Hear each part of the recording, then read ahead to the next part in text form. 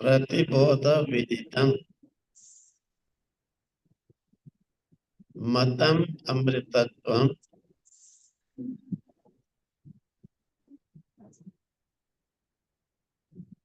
ही विन्दते आत्मनः विन्दते वीर्यम् विद्यया विन्दते अमृतम्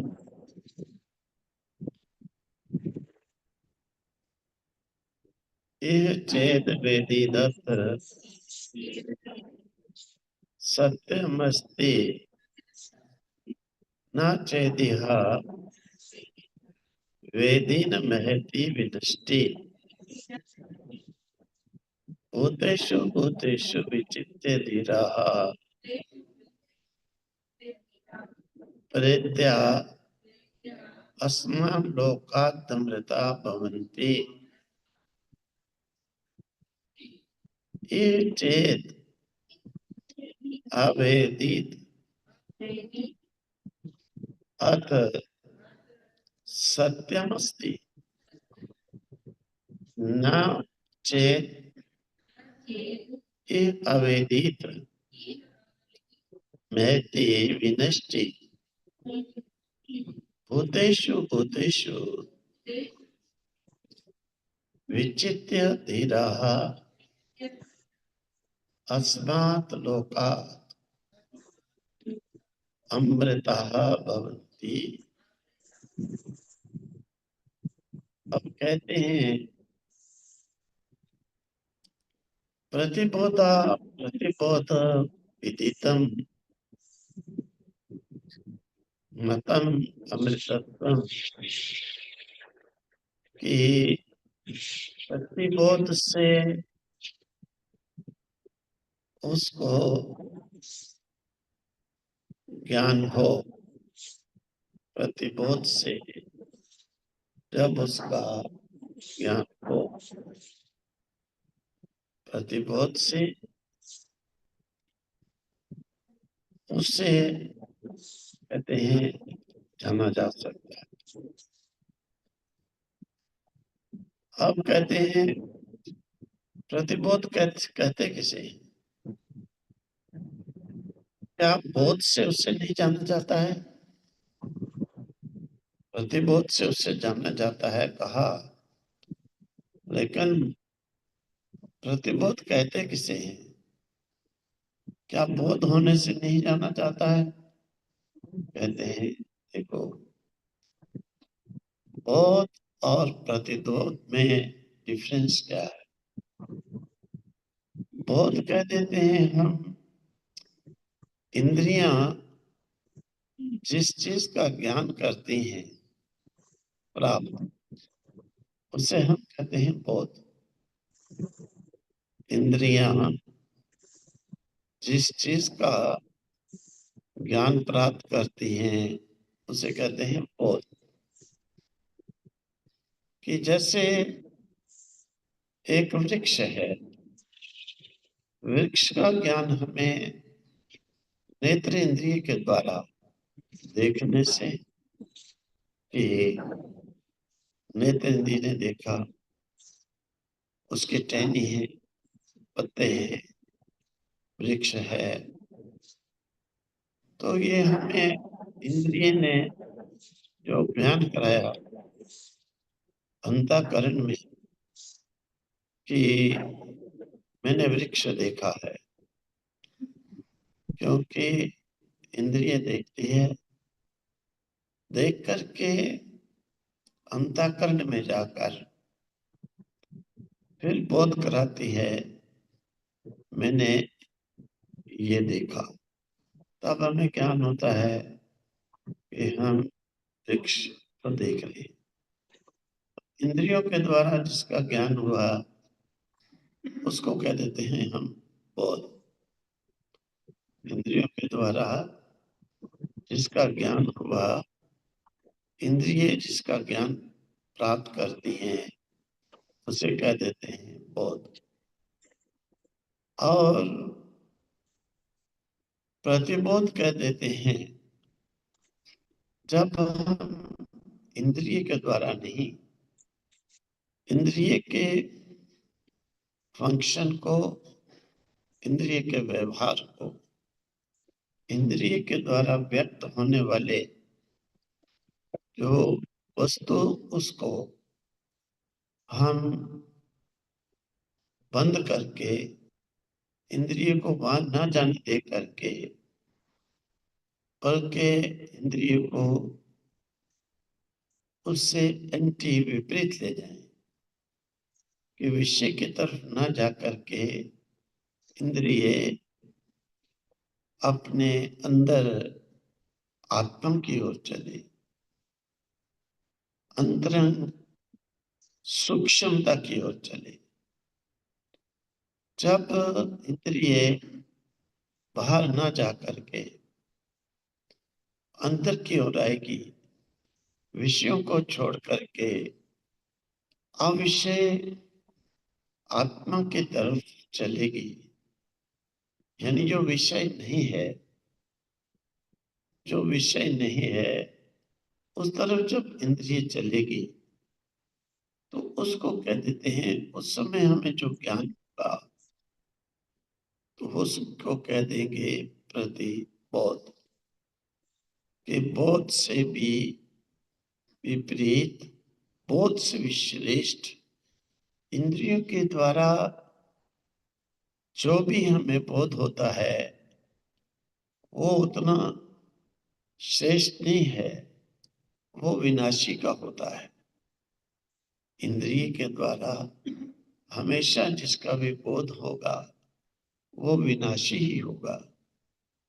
इसीलिए इंद्रिय के द्वारा बोध वाले सभी विषय विनाशी होने के कारण श्रेष्ठ नहीं कहे गए, गौण रूप से कहे गए।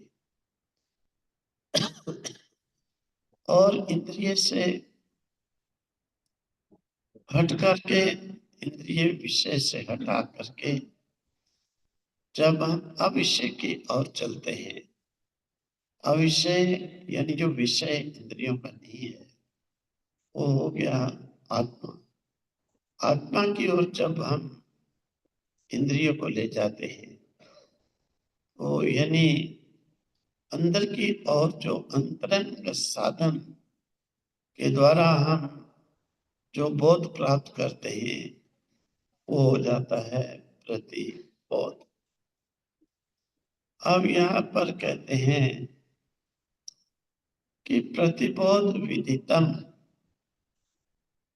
मतम अमृतत्वम ही विन्दते। कि प्रतिबोध विदितम, प्रतिबोध के द्वारा जो जाना हुआ है, प्रतिबोध के द्वारा जो जाना हुआ है, प्रतिबोध के द्वारा जिसका हमने पहचान की है, वो प्रतिबोध हमें अमृत तत्व को प्राप्त कराता है। यानी विषय से हट करके आत्मा की ओर का जो बोध, वही प्रतिबोध है। और प्रतिबोध के द्वारा जो ज्ञान है, जो जाना हुआ अविषय है, वही अमृत तत्व है। अब कहते हैं अविज्ञातम विजानताम, विज्ञातम विजानताम। कहा गया है, पहले क्या कहा था? विज्ञातम जो नॉन है, अविज्ञातम जो अननोन है। और दोनों से ही जो भिन्न है, दोनों से ही जो अलग है, यानी प्रतिबोध के द्वारा जिसे हम ग्रहण करते हैं, यानी अंतःकरण और इंद्रियों की अंतर्मुख दृष्टि से, अंतर्मुख साधन से मतम ज्ञानम, जो जाना गया वो ज्ञान अमृतत्वम, वो अमृत है, विंदते, उसको प्राप्त करता है। अब कहते हैं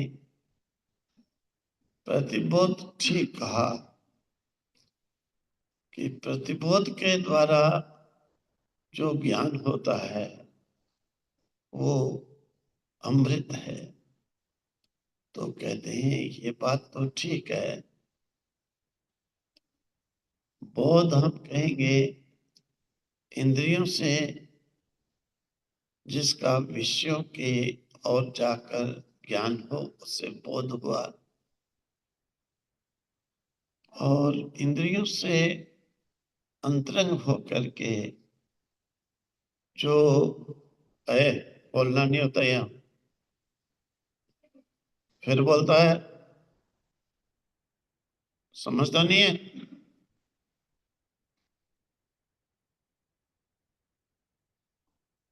अमृतत्व उससे कहा है जो इंद्रियों से बाहरमुख न जाकर अंतर्मुख होकर जैसे प्राप्त किया गया, ये तो ठीक है कहते हैं।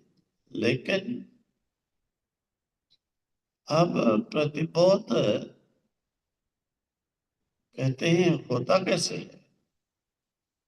तो प्रतिबोध कहते हैं होता ऐसे है कि जो मनुष्य की शक्ति है, मनुष्य की जो शक्ति है, जब वो मनुष्य शक्ति मतलब कि जो मनुष्य पने में जो हम इंद्रियों को समेट करके जिस शक्ति को प्राप्त करते हैं, इंद्रियों को समेट करके जिस शक्ति को प्राप्त करते हैं, इंद्रियों को रोक करके जिस शक्ति को प्राप्त करते हैं, इंद्रियों का दमन करके हम जिस शक्ति को प्राप्त करते हैं, अर्थात ध्यान एकाग्रता के द्वारा जिस शक्ति को हम प्राप्त करते हैं, तो वो जिस शक्ति को हम ब्रह्मचर्य के द्वारा प्राप्त करते हैं, तो उस शक्ति के द्वारा ही प्रतिबोध अवस्था आती है। उसी के द्वारा ही प्रतिबोध जो साधन है वो प्राप्त होता है। तो ये हो गया कि वीरवान व्यक्ति की जो प्रतिबोध की अवस्था है, वीरवान व्यक्ति को ही प्रतिबोध की अवस्था आती है। मतलब वीर्यहीन व्यक्ति को प्रतिबोध की अवस्था नहीं आती है। इंद्रियों के विषयों में फंसने वाला व्यक्ति वो उस शक्ति से हीन हो जाता है।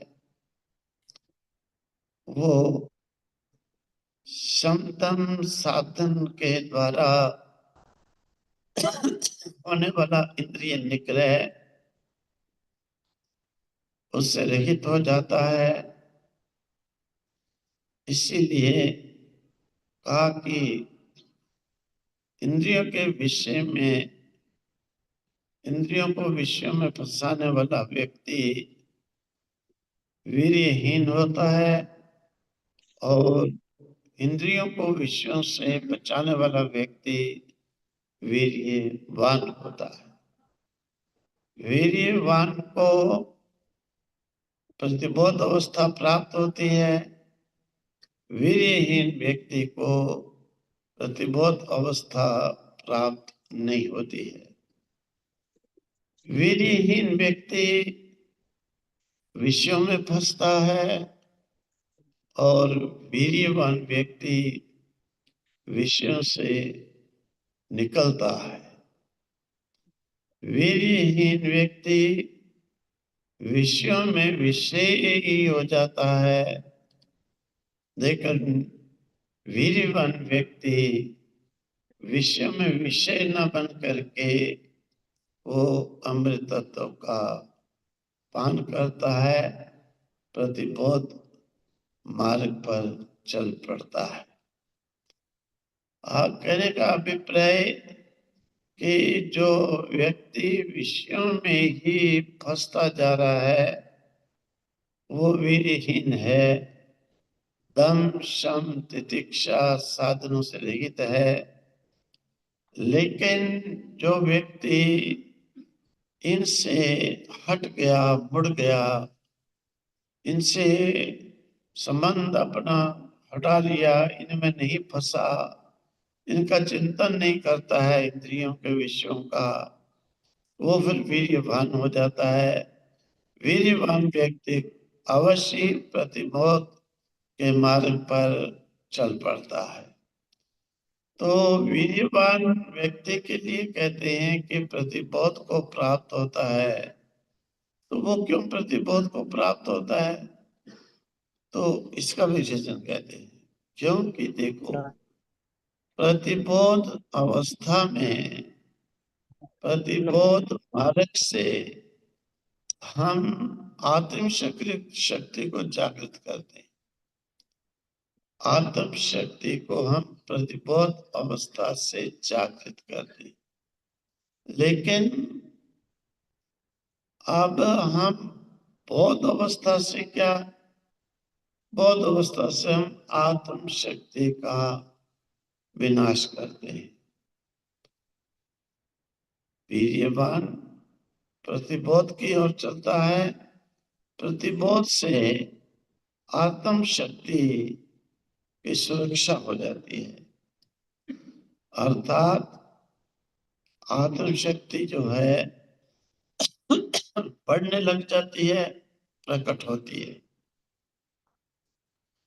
और विषयों के चिंतन से आत्म शक्ति क्षीण होने लगती है।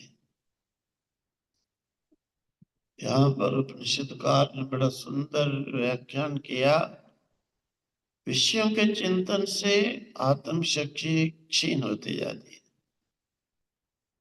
और विषयों का चिंतन न करके आत्मा की तरफ मुड़ जाने से, आत्म चिंतन करने से आत्मा की शक्ति जागृत हो जाती है, बढ़ने लग जाती है।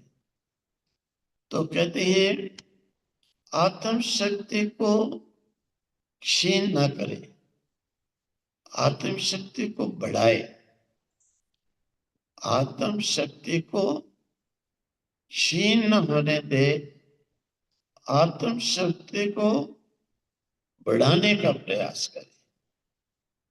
ये मनुष्य का जो है लक्ष्य होना चाहिए, क्योंकि संसार के साथ बंधने से बल वीर्य नहीं प्राप्त होता है। संसार के साथ, विषयों के साथ, संसार में अति प्रीति के कारण विषय वीर्य नहीं होता, आत्मा से ही वीर्य मिलता है। संसार से वीर्य के नाश होता है, आत्मा से वीर्य की शक्ति प्राप्त होती है। अर्थात विषयों के चिंतन से वीर्यवान कभी नहीं बन सकता, आत्मा के चिंतन से वीर्यवान बन जाता है। इसीलिए वीर्यवान को ही अमृत तत्व को प्राप्त करने का, पान करने का अधिकार है, न कि वीर्यवान से रहित को अमृत तत्व का पान करने का अधिकार है। इसलिए प्रतिबोध अवस्था यानी विषयों से इंद्रियों को आत्मा की ओर ले जाने के लिए, तो कहते हैं आत्मा की ओर इंद्रियां कैसे जाएंगी, इंद्रिय तो वहां पर जा नहीं सकती। तो कहते हैं हम जो इंद्रिय के द्वारा आत्म चिंतन स्वाध्याय जैसे उपनिषद का रोज पाठ, उसके जो मीनिंग बार बार हम जब समझेंगे, तो जो वो आत्मा के रिलेटेड जो हम सोच रहे थे, जिसका हम श्रवण कर रहे थे, स्मरण कर रहे थे, जिसको हम पठन पाठन कर रहे थे, तो ये आत्मा की ओर चलने का मार्ग है। और यही प्रतिबोध अवस्था बन जाती है। प्रतिबोध से अमृत तत्व का पान होता है और विषयों के तरफ जो चिंतन करना है, उनको ही ज्यादा सोचना है, तो वो जो है कहते हैं बोध हुआ। आत्मा को,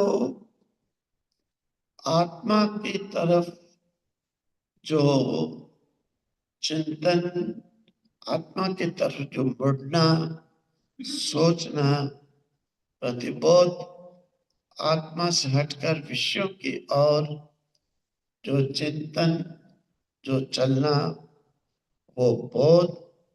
तो कहते हैं बोध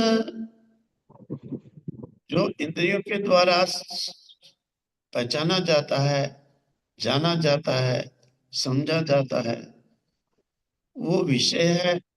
विषय हमेशा विनाश होता है, विषय का हमेशा विनाश होता है। विषय विनाशी है और जो प्रतिबोध के द्वारा जाना जाता है वो अविनाशी है। इसीलिए विनाशी होने के कारण जो विषय बोध वो अविद्या है और आत्मबोध वो विद्या है। विषय का बोध अविद्या है और आत्मा का बोध अविद्या नहीं विद्या है। यानी अविद्या के द्वारा होने वाला वास्तविक अवास्तविक विषय जनित ज्ञान वास्तव में ज्ञान नहीं है, वो तो अज्ञान है। और प्रतिबोध के द्वारा यानी विषयों से हटा करके इंद्रियों को अंतरंग जो ले जाने से आत्मा की ओर चिंतन करने से जो बोध हुआ वो प्रतिबोध है। प्रतिबोध के द्वारा जो ज्ञान प्राप्त हुआ है वो वास्तविक में ज्ञान है और विषयों की तरफ जा करके जो ज्ञान हुआ वो अज्ञान है, क्योंकि विषय विनाशी है और अज्ञान भी विनाशी है। और आत्मा के चिंतन से उत्पन्न हुआ ज्ञान विद्या है, ज्ञान है।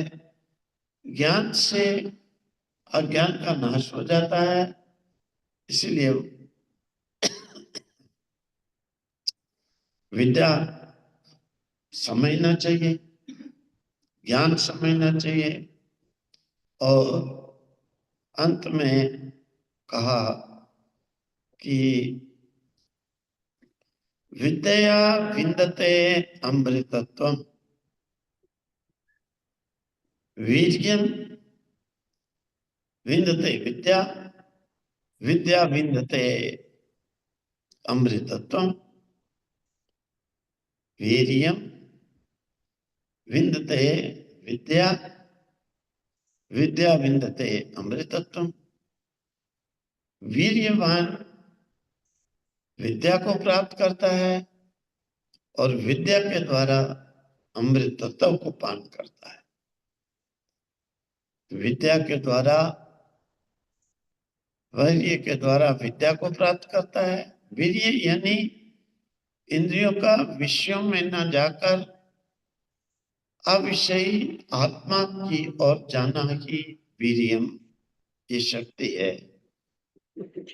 ये वो बल, जिस बल से हम इंद्रियों को विषयों की ओर न जाने दे करके अपने अंदर अंतरंग विषय से विपरीत एंटी जो अंदर सोचते हैं आत्मा की ओर, वो बल का नाम वीर्य है।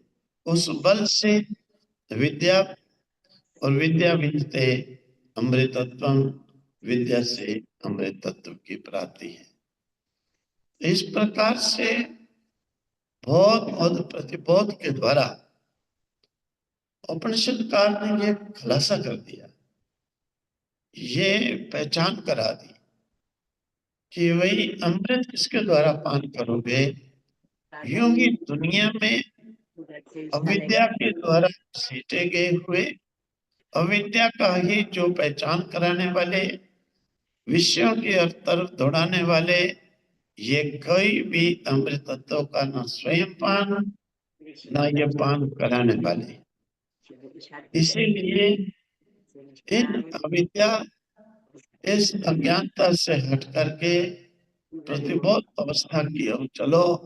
प्रतिबोध से वीर्यम, वीर्यम से विद्या, विद्या से अमृतत्वम विद्यते, अमृतत्व का पान करो। तो बस आज इतने रखें और तत्सत।